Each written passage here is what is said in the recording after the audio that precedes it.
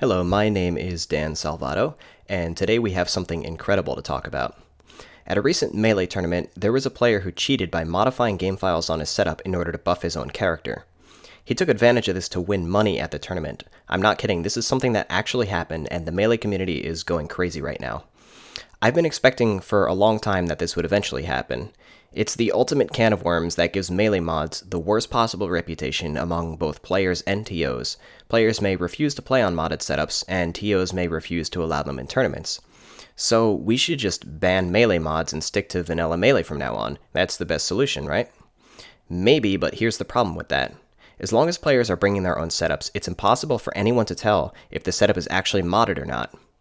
The number of ways to mod Melee is so large that TOs really can't check for them all in a convenient manner. For the heck of it, I'll tell you every possible way of bringing a modded Melee to a tournament. Number 1. Modify the game disk ahead of time and load it as an ISO from a USB loader. Number 2. Modify the game disk ahead of time, burn it to a backup disk, and load it on the console. Number 3. Use an unmodified ISO, load it from a USB loader, and enable cheat codes. Number 4. Use an unmodified physical game disk and load it from Gecko OS, which injects cheat codes into the game. Number 5. Use an unmodified physical game disk and load it on a GameCube that has been modded to inject cheat codes into the game. Number 6. Use an unmodified physical game disk and use Action Replay to inject cheat codes into the game. Number 7. Use an unmodified physical game disk and use Melee's memory card exploit to inject cheat codes into the game. So that means the only way to actually ban mods is to forbid players from bringing their own setups.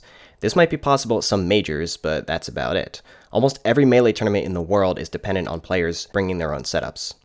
This is one reason why I've put emphasis on having reputable, trusted mods that could be used in tournaments. If you can't avoid mods, then the least you could do is make sure a trusted mod is being loaded onto tournament setups. So I just want to emphasize that this incident may never happen again. Even though modding has become really accessible, it's still pretty hard to acquire the technical know-how to do this and avoid detection. In my opinion, the scariest possibility is actually for a Melee hacker to start selling mods to players. This has happened in plenty of other competitive games, even the big ones like CSGO. So, if we want to take countermeasures against this, what are the options here? Well, right now there really aren't many options. TOs can load a trusted mod, such as 20xXTE, onto all tournament setups, which at least prevents the memory card exploit from being used on those setups. But that doesn't really cover all of the other possibilities.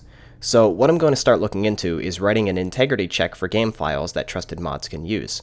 In other words, we can store a table of file info for all of the character files, and every time a file gets loaded from the disk, we check it against the table to make sure it's valid. We can do the same thing for the 20xXTE code set or any other trusted code set. That means that both the character files and the code set would be resistant to tampering. Right now, that's looking like the most appealing option, and I'm going to start looking into possible implementations.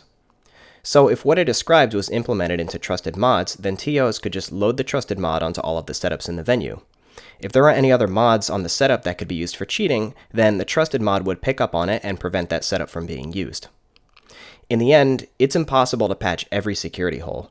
Right now, the Melee hacking scene is limited enough in scope that we should be able to cover most known methods of cheating. But anyway, I'm trying to look into this next week, so hopefully I'll have an update on it soon. Thanks for listening.